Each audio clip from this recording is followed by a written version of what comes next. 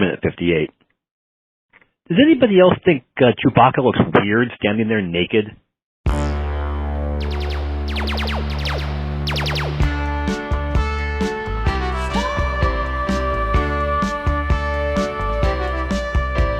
Hello. Welcome back to the Star Wars Minute. It's your daily podcast where we analyze, scrutinize, and celebrate the Star Wars movies 1 minute at a time. I'm Pete the Retailer from PeteTheRetailer.com. I'm Alex Robinson from AlexRobinson.fun. I'm Steele Saunders from Steele Wars Podcast. Yeah, welcome back, Steele. We got you back. Love it. You're here. You're here to talk about minute 58 of Star Wars Episode 9, The Rise of Skywalker. 58 starts with Rey kind of wandering off, mumbling something about a dagger. And it ends with Chewie getting a gun. Look out. Chewie's got a gun. Chewie's got a gun. Mm-hmm. I was waiting for it.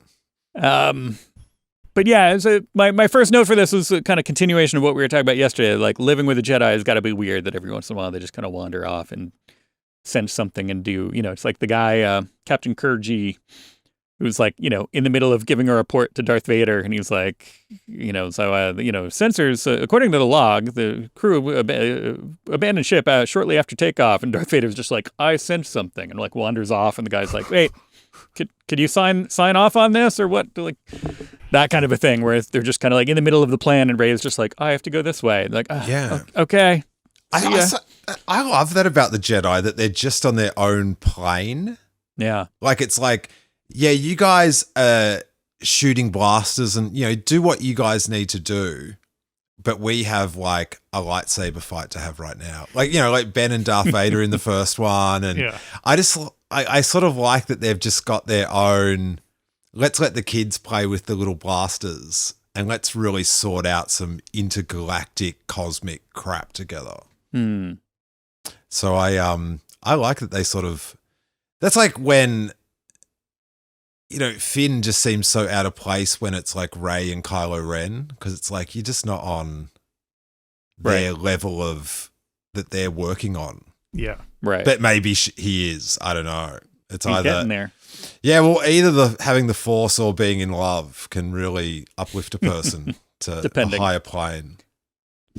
So, I would have liked this again. This is going off into woulda, coulda, shouldas, but I would have liked to have seen an interesting moment between Princess Leia and Finn, because Princess Leia has this arc of being like, this whole Jedi thing, and everybody wants you to be, you got the Force, everybody wants you to be this, like do all the same Jedi stuff, but it like doesn't have to be that. You can just be like a low key Force user and kind of encouraging Finn that way. Yeah. Would have been nice to see, because that's his, like setting his expectation as being like, look, I know you, just because, you don't compare yourself to Rey all the time, because she's like extra. She's Palpatine's clone's child. I heard that from somebody, but who knows? Out of the woulda, coulda, shouldas, which I'm a big woulda, coulda, shoulda of this film, like that one's tough because it's just like impossible. Yeah. Like just due to the nature of the thing. But I definitely, I'm sure you had talked about previous, but the whole like forcing whatever footage they had into it, like the whole handing, like we've got footage from the first one of handing over the lightsaber, so we've got to use it. And it's like, why is she handing it back at the end of every day? Like, it seems like it's like they used it. Oh, that's sick. We used it. There's footage of her. But then in the story, it's sort of like, it's kind of demeaning that she hands it. I'm not worthy of this shit. Maybe one day I will be. It's I don't know. It's sort of like you out-tricked yourself. Yeah, it does. I mean, not to use it as a crutch, but if in the novelization of this movie they go into that, her feelings about that a little bit more, and it makes more sense, and you can have that when you have, more freedom to include more Leia dialogue. They have more of a heart-to-heart about it, and she's feeling like she has to earn it because it's a lightsaber, and there's a certain amount of Jedi kind of, hoops that you have to literally sometimes that you have to jump through to get to that point. It's like, oh, I'm supposed to get to the point where I can be good enough to wield this effectively, but also like, well, this is also Luke's, and so it means extra, has an extra level of meaning to Rey, and she feels like she has to earn it because it's Luke's and earn her lightsaber overall because she's training to be a Jedi. That sounds like something that she could have like told BB-8 after the scene she gave the lightsaber back. Like, do you know what I mean? Like the book, goes into it more, but the supplemental material, like it's what's on the screen that's totally like that's the vibe. And it sucks they had to write around all this stuff, but they were the pieces at play. They were the parameters, right? Do you know what I mean? Like it's so here's it's like get it on the screen. Here's a damn question. Sorry, I will say the books. Go for it. Like when you like a movie and the book goes deeper into stuff like that, it's the best. But for me, when I don't like it and it tries to like explain the decisions, like, and it's someone else that's like, may have met the director of the film on the phone for 20 minutes or something. It just does, like, when you don't like it, it's just annoying. But when you're into it, it's like, woo! Like, I remember that Catalyst book for Rogue One, and it was just like, this thing is just a masterpiece. So good. A lot of people have brought that up of late. I feel like I got to read that one, I guess, huh? I don't know. It's funny because it kind of... Well, here's... That's when they tried to have synergy. Right. Right, it would all come out at the same time. And What were you going to say, Alex? I was going to ask Steele a question.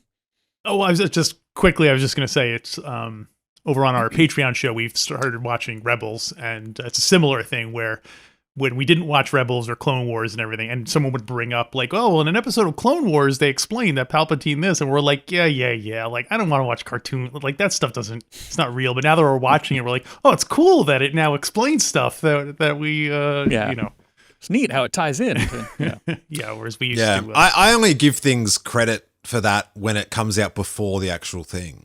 Right, not retconning. But like, do you know what I mean? If the Clone Wars came out between episodes 2 and 3, then you filled in all this stuff. But when it's like, you're handing in your homework late, I'm sort of like, like that's great, but the original material can't use that as an excuse. Yeah, right. What were you going to steal? I was going to put him in a terrible predicament and forcing him to choose between two bad options. So no is not a valid answer here. Let's say they're doing this movie. They're like, you know what? We can't just use the footage that we have. We need to include Princess Leia. Would you rather that they recast the role or digitally recreate Carrie Fisher? Oh my stars. I think I'd do an interview how I was asked to leave writing for Star Wars. Right. I think I'd do a Lindelof. Man, it's okay.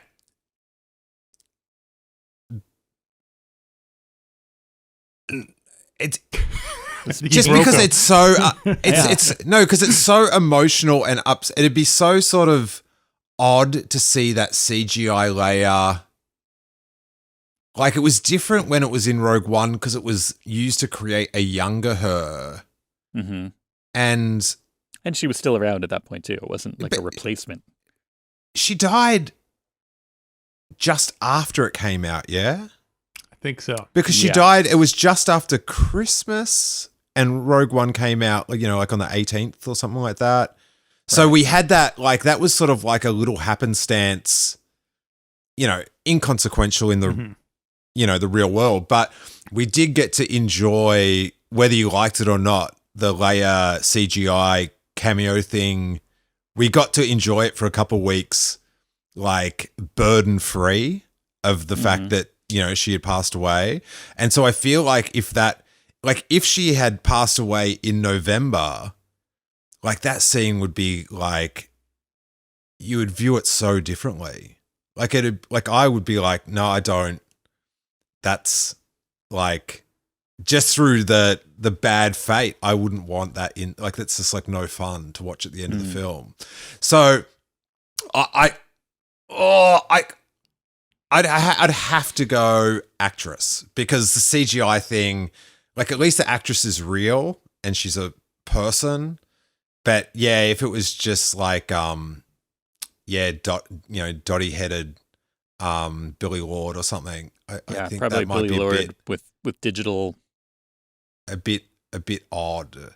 What about if they did a like they fed all of... She did the Jedi fighting at the start, the training. Billy Lord. That was her, Right. Yeah. Her in the flashback. Which I always thought was super weird that you didn't get to enjoy it was Luke and Leia the first time you watched it. Like, they revealed after they were sparring who it was, rather than... So the second time you get to watch it, but the first time you get to watch it, you're like, oh, who's this? Like, this is like a bit mysterious. Which I think is an odd use of excitement. You got to spend your excitement well throughout the, and I always like enjoying it, sort of thing. So I would have rather had it established it was Luke and Leia without I'm not wondering who it is. I'm sure people might have jumped to the conclusion, and then have just like, this is sick. Like, oh my God, they're like, because if you knew it beforehand, you're like, I never thought I'd get to see this. But when you watch it in the film, you're like, what's this? Like, it's fascinating, but you're not enjoying it for the unbelievable thing that you're finally getting to see. Yeah. I think overall you just came up with another good tagline / description for this movie, is an odd use of excitement.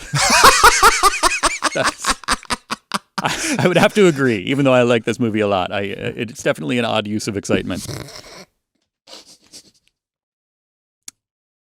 By the way, I concur. I think recasting was the way to go. The one thing that came up a couple of times, it would be distracting because you would know who it was, but cyclical ring theory wise, because Meryl Streep had played Carrie Fisher's kind of stand-in for herself in Postcards from the Edge, bringing her back into play. Carrie Fisher's character here would kind of make a meta sense that I would feel like I would be able to digest, but I don't know.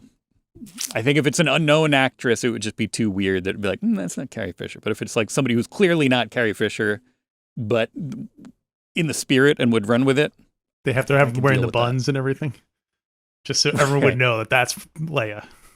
Right, wearing a name tag that says, "Hello, my name is General Leia."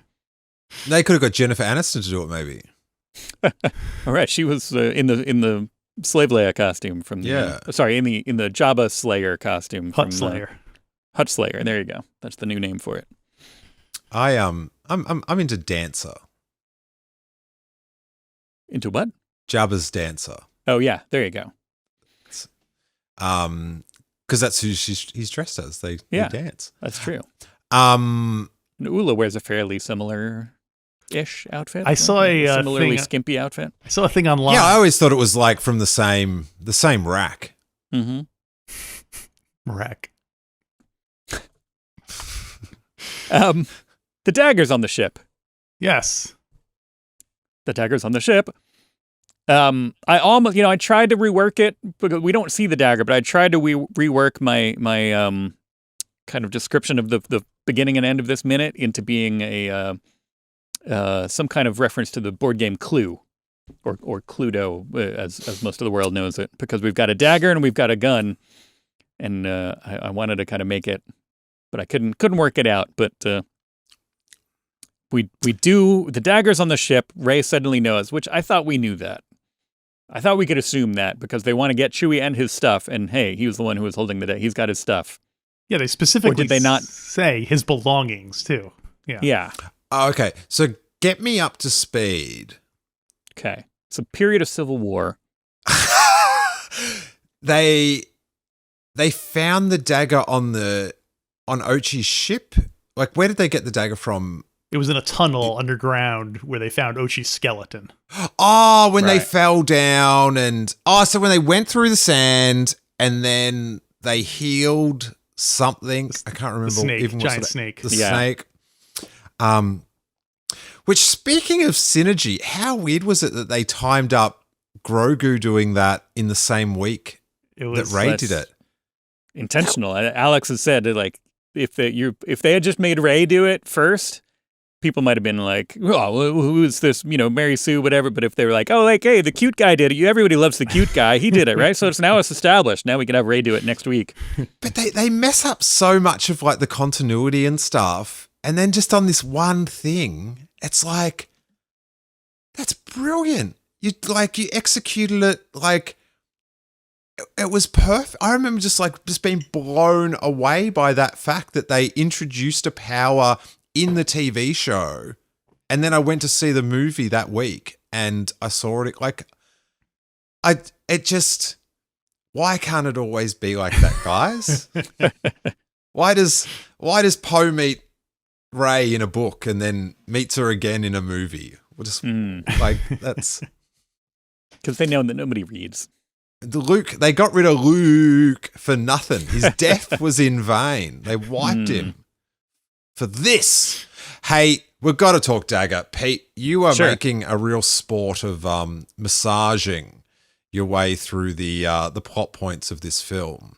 The Dagger, right? Mm-hmm. When was the Dagger created? I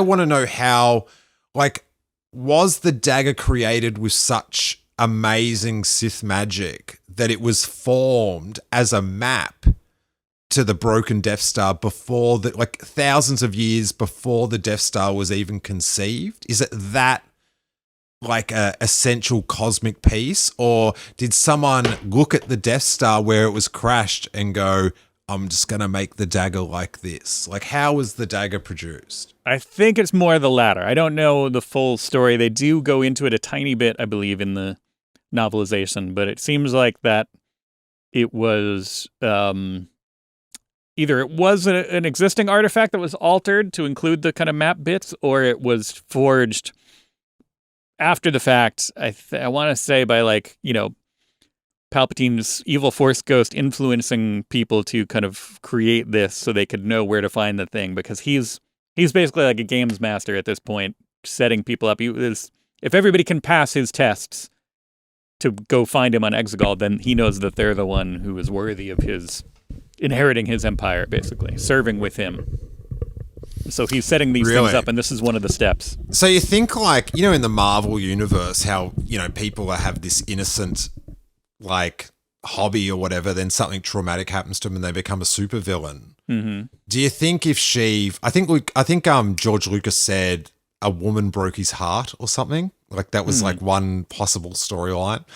Do you think if that didn't happen and he was happy, he would have just had a successful escape room on Naboo because he was just so into puzzles and all that sort of stuff? Totally. I think, he would have set up this whole complicated. He's really good at long-term planning. It would have been this he would have been a good. He would have been a marketing executive. I think he would have been good, kind of creating, either viral marketing campaigns and setting up these kind of long-term payoff kind of events for brands. That's my cynical take on Sheep. Okay. So you think the Dagger was made afterwards? That's interesting. I did just kind of learn a little bit about it, and I immediately forgot about it. But I think it was either made or altered after the fact to be okay, well, here's if you're gonna get to me, you got to go through these hoops, and here's one of the hoops. Both the visual dictionary and the Wikipedia are mum on when it was created. They're both just talk about it once Ochi had it, which was after Palpatine's death. So we are unclear as to. Right. Yeah. It drives me up the wall how things like that, I don't know. I just think it should be a firm, when they're running, I feel there should be hey, when was this made? There should be as they're running through the halls, a third person in the room with JJ and Terrio. I feel it should be the magic one, because it seems like the idea that someone would, Palpatine presumably would send someone to go to that position and set up a picture and then go, okay, I'm going to build the dagger right around this, and that the Death Star would not move or settle in a different way over the decades. Like, it just seems too outrageous to be a like thing that was created by like someone's brain as opposed to the midichlorians or the will of the Force or whatever. This would fit in with my overall wish for the Palpatine side of the story. I wish it was created, like 1,000 years ago. Man, they could create it in by the wills. No, the film. Who's the guy that's making the film about the past? Right. Yeah, I forgot who's making what, but they're doing a the guy that made Logan. Right. He's Mangold. Mangold. Yeah. Yeah, like back then they could have forged it, because my change in the Palpatine storyline is I sort of feel like he Jar Jars his way into the dyad knowledge. Like he's there, he's just like sees him and he's like, dyad. This is going to make me. But one version of the script that they talk about in the documentary, like they leave in the dialogue, and Terrio says, the writer, that in the opening scenes, like Palpatine knows about the dyad, and they sort of move those pieces around. And I find whenever J.J. Abrams does this, it leaves big holes. Like he thinks he can move it all around, but when you go through it logically, it's sort of like, what? How does like these pieces like sort of fit together? And I wished that Sheev knew about the dyad and knew it was like one of the things that was coming in the galaxy, and that would be his one chance to reincarnate properly. And he's been sort of manipulating with the Sith, to have like Kylo Ren sort of be born through Snoke. So it was his whole thing to put them together. And that's the one thing that could get him back. So if it doesn't work, he doesn't have any other chances. Like it just seems like there's no stakes to say he can't come back again. Because he just does. Like he could just come back again.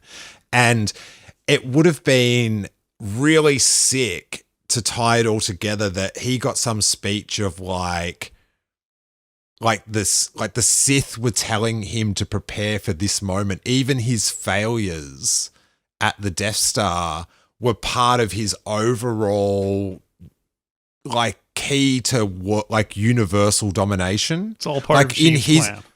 Yeah, like in his mind, this is all the machinations of the Sith to get him, because you know how he foresees like that the rebels are going to come and stuff. So like he's sort of like, well, he says that he foresaw.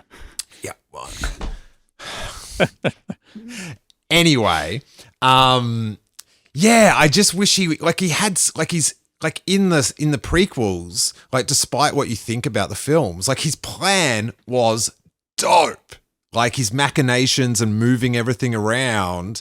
And then, through the original trilogy. And then in this one, he's sort of like, he just sort of falls ass backwards into like, there's a dyad.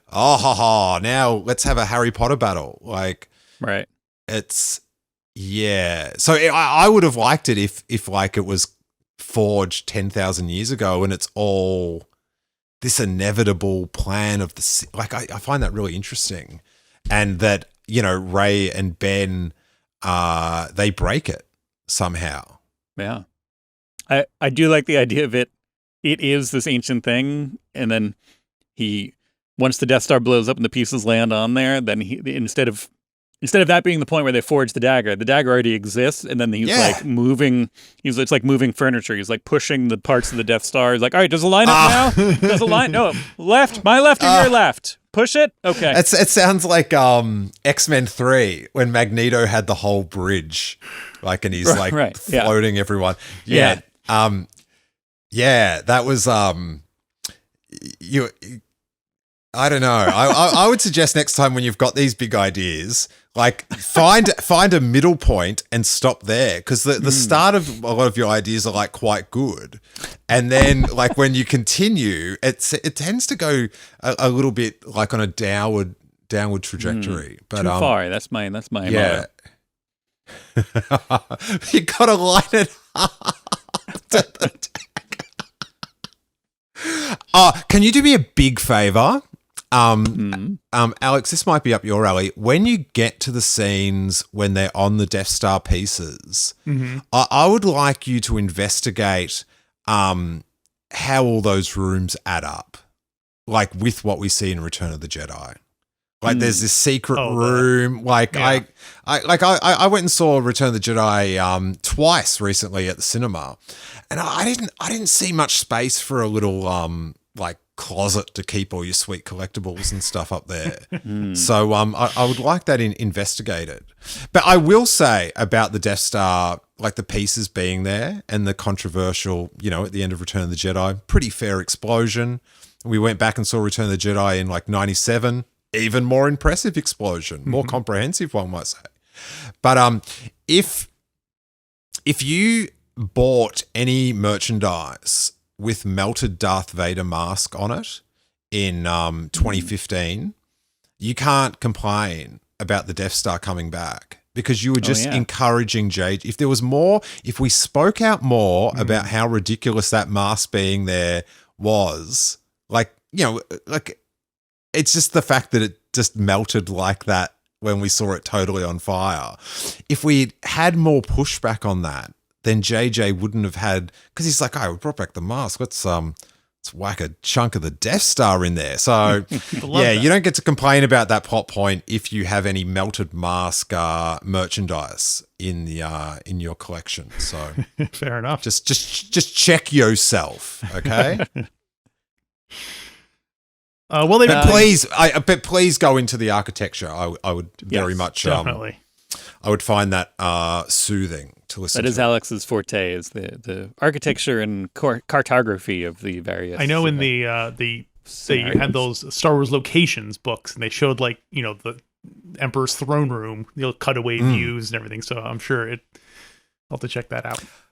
I felt like when I selected you for that mission, Alex, I felt like it was the start of an episode of Mask. Remember that cartoon? And they'd have a mission and it would be on water. So they'd go, we'll call in the guy that's got a jet ski that turns into a helicopter. I felt like I analysed the team and their strengths and weaknesses, and I'm like, I select Alex for this mission. Good job. So, and you knew Pete would be honest about it. If Pete would be like, no, there's totally room.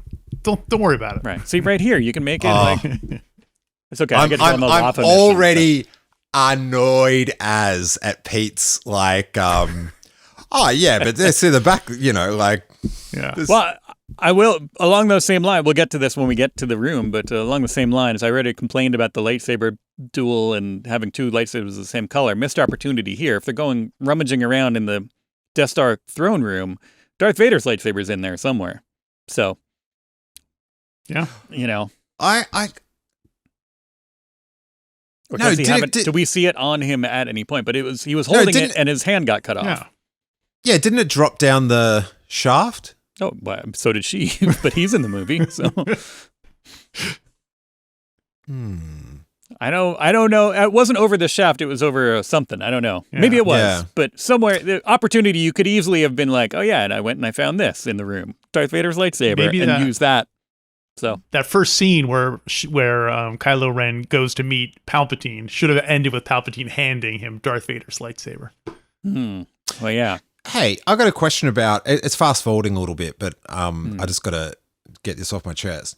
Do you think it's possible, right, on Earth, to blow something up, like some sort of building or whatever, and in the thing you blow up, have a vehicle that would be useful after the explosion, like that you could drive or fly after the explosion? Like, do you think that's possible?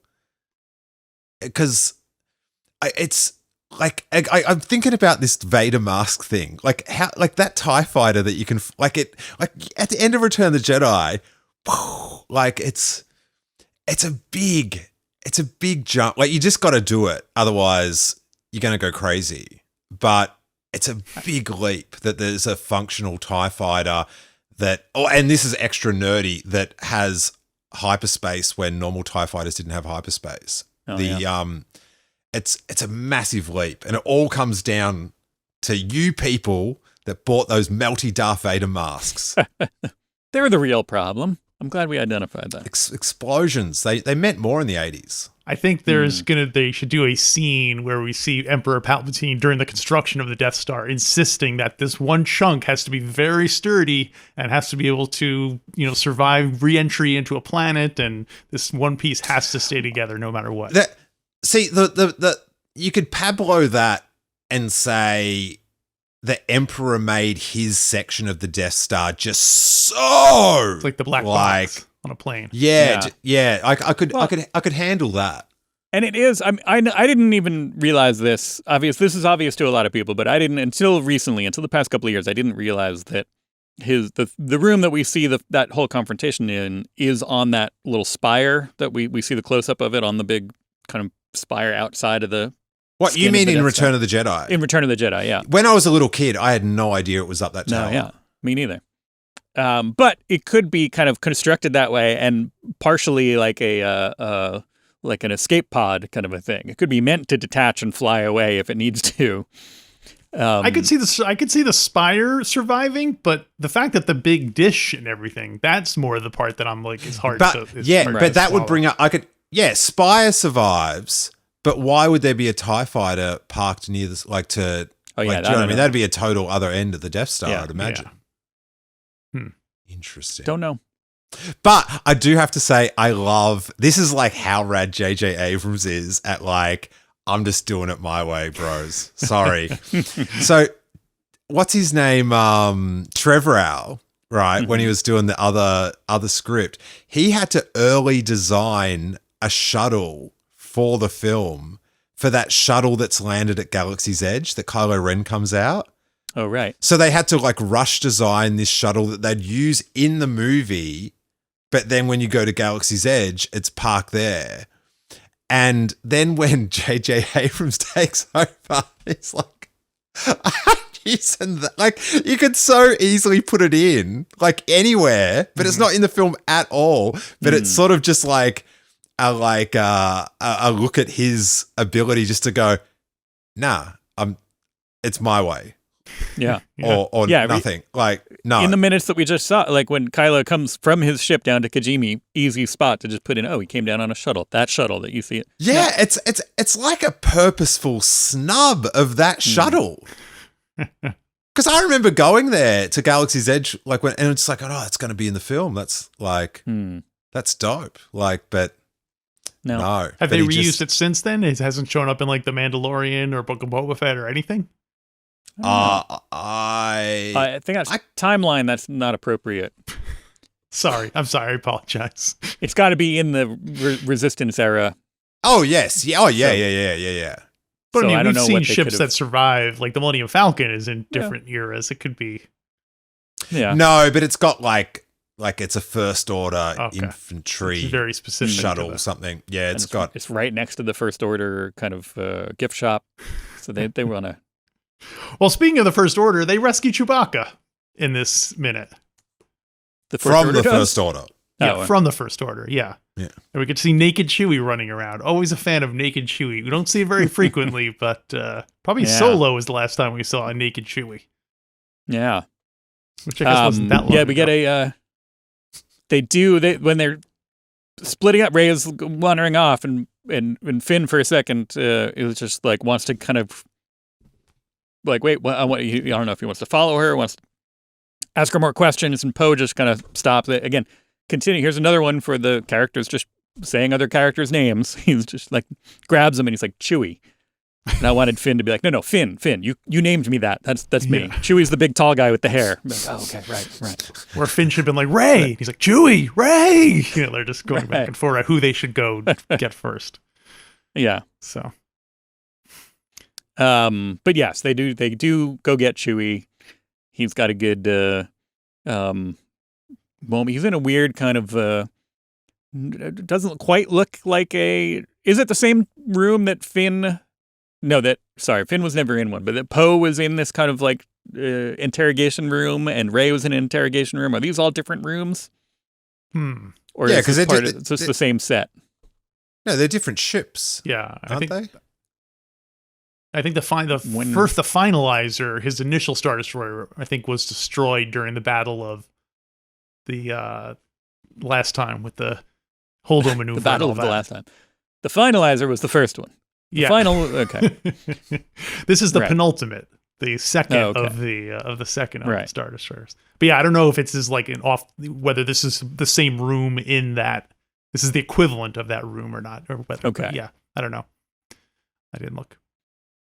And then General Pride catches on that there's dead stormtroopers laying on the. And he says his famous catchphrase, "Whose ship is this?" That's his catchphrase. I'm declaring that now. Pride's catchphrase. Whose ship is this? Hey. I think that's what Richard Grant writes on the autograph when he does his autographs. That's his line. Should have him having like a goofy kind of like shrug expression. Yeah. So what happens to the droids now? Like now they've found the ship. The droids are inside. They're just kind of hiding, hanging out. It's not their fault. Yeah, because we see stormtroopers going up onto the ship, so they must have been found. How do they all get off? Like, how do they escape?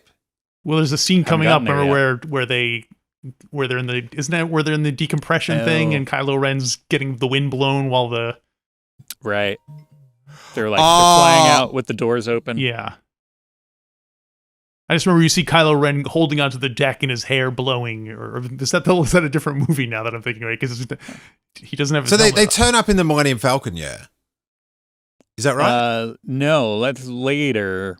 No, the Millennium Falcon is on this ship, isn't it? Yeah, it is. Yes. I don't know how we get that back. We haven't gotten there yet. There's too many things going on in this movie. A lot of balls we can't in the think air. about things that... Yeah. Interesting. Is it the Falcon? Do they leave on the Falcon? Do they leave Ochi's ship there? I don't know. They must leave on the Falcon. Everyone at home is yelling at us right now that we don't know these details of the film. Especially, but I feel like an extra burden. They're like, "You love this movie. You don't know." I'm like, I don't know. There's too many things going on. I'm appreciating it as it happens. I'm just fascinated with what happens to R2. Like, what happens to those? Not R2D2, because I think my son has sparked this because in Star Wars. I've never heard this talked about ever in all the Star Wars podcasts I've listened to, is what happens, where are the droids when Ben and Luke and Han and Chewie are in this, like the secret compartments? Where are the droids in that bit? They're in there too. They're in there with them. Oh, so they're in the compartments too, do you think? I have to assume it probably was too logistically difficult to lower Anthony Daniels down into the pit, so they had to just. It's also possible that they're just so ubiquitous and nobody cares about what what droids are doing or what they're up to. They could have just left them on the ship. Well, they are specifically looking for droids in that context, so that seems less. Yeah, they're the ones who. Imperial security is. It's terrible. Like if you look in the Mandalorian stuff now, it's just like there's a big any droid can go to any terminal and hack into like major security not even hacking operations. At that point. It's just accessing. So I'm glad the First Order has continued. It's the tradition of really, in the end of the day, terrible security. Well, I thought about that also when granted they have the medallion on their ship, but you'd think when they're coming in for a landing, there would be some like air traffic control person who would be like, all right, captain's ship, prepare to land in hangar 12. Like there'd be some kind of communication with the ship that you're trying to land on. You know what I mean? It's a pretty good medallion though. I guess so. They're just like, he's the captain. He knows what he's doing. Right. Yeah, I guess it's like that.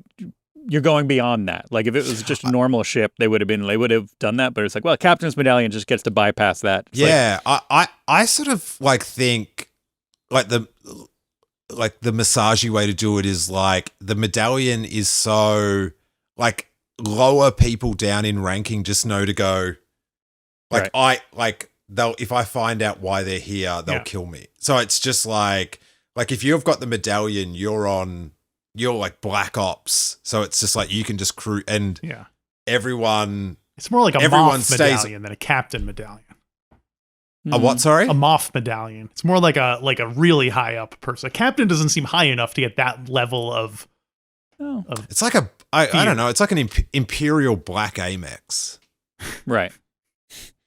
Which I hear is exceptionally good to have for some reason. Right. It gets you places. I think if you've got one, it means you don't need one. Yeah. Right. If you have to ask, don't mess with it. Exactly. Finn kills a lady stormtrooper in this scene. She's like, just kills her. Yeah. Does well. Well, we're assuming that they're all dead, right? It really does. You brought it up earlier. Not to open up a whole can of worms this late in the episode, but it is odd that we just saw stun once in the first movie and then we don't really do it anymore. It doesn't come up nearly as much as it should. Yeah. But plenty of circumstances where stunning people would have come in very handy as opposed to outright killing them. Yeah. Or holding them at gunpoint and being like, drop your weapons. Like you wouldn't need that if you had stun. You just stun them. Yeah. Anyway, but I don't know. But they're just trying to blast their way out. That ship sailed a long time ago, so it's Yeah. too late to really nitpick about that. I really like, it's sort of like a fresh angle for a Star Wars movie, and that's they're running towards the camera down the Death Star, and you're sort of seeing the trail of destruction. That is my first note for tomorrow's episode. Oh, okay. So, but that happened in this episode. I'm gonna cliffhanger it and say, if you can come back tomorrow, we could talk about that. Hey, I'm trying to get you back. I know you can do it. I'm emotionally already running down the corridor. See? Towards the microphone. In your heart. Well, if you wait, did we just say something that made me think of? Well, I don't know what it was. But my point was, hey, merchandise. We sell some. We got it. Alex, look behind Alex. There's a whole thing there. This is part of his Sgt. Pepper's tribute. That is available. We've got other things behind. Behind Steele, you'll see a skateboard. That's not one of ours, but if you want to get a Star Wars Minute skateboard, you can go to StarWarsMinute.com/merch, and you can get all this kinds of cool stuff. And we've got shirts and cups and rugs and whatever else you want in our threadless store. StarWarsMinute.com/merch will get you there. Buy some stuff. Come back tomorrow. We're going to talk about running down a hallway here on Star Wars Minute. Minute.